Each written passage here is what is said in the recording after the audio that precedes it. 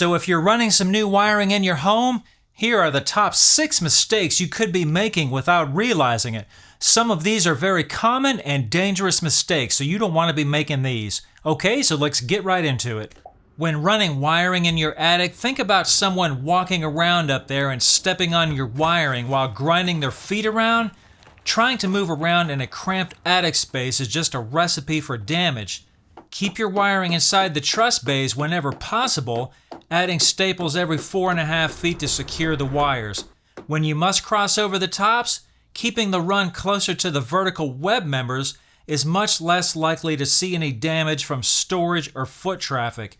On these, I would add staples on every other truss if you have 24-inch spacing to keep it under 4.5 feet. If you have any junction boxes that you need to add, please leave them accessible and add the appropriate covers when you're done with the hookup. Next up is a mistake I see all the time, overstapling. I usually go until the staple is just touching the wire, and you should still be able to wiggle the wire under the staple. If you keep hammering until it pinches the wire, you can potentially cause shorts, arc fault trips, or even a fire. At a minimum, you'll damage the wire like the one here. The next mistake can be a hidden fire hazard that you might not even realize. I'm talking about box fill. And no, I'm not talking about packing peanuts. That's a different kind of box fill.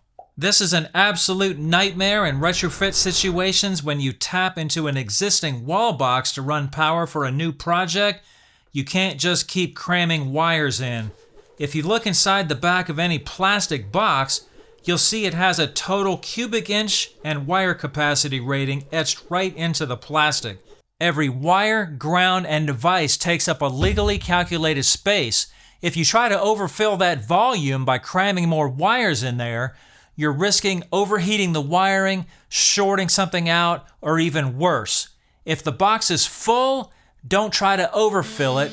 Cut the old box out and replace it with a bigger box. Now, if you're dealing with an old Bakelite or metal box, the capacity rating probably won't be etched on the box anywhere. Don't just guess. The National Electric Code has a standard cheat sheet for this based on volume, so you can consult that and find out. Next mistake is a twofold headache: leaving the wires too short or barely stripping back the outer sheathing.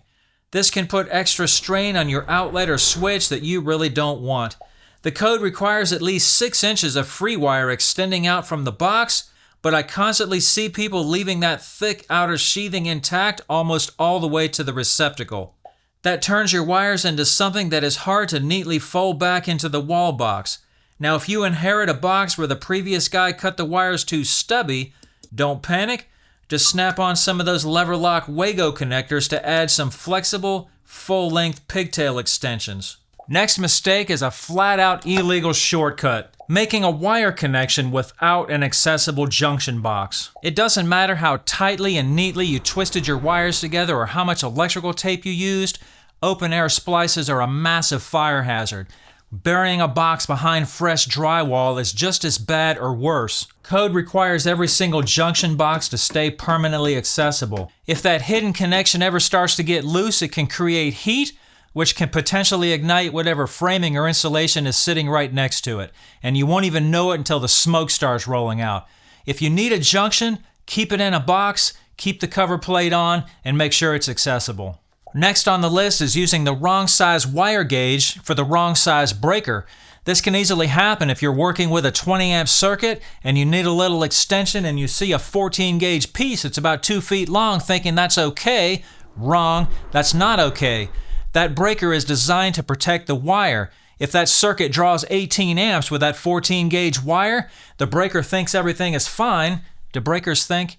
But meanwhile, it's not. The wire is baking inside the wall. This is a hidden hazard that you don't even see until it's too late. The rule is absolute. 14 gauge wire gets a 15 amp breaker. 12 gauge wire gets a 20. Doesn't matter how short the run is, go with that rule. Okay, so I hope this video has helped you with some questions, given you some ideas. Any questions, comment below. Thank you for watching.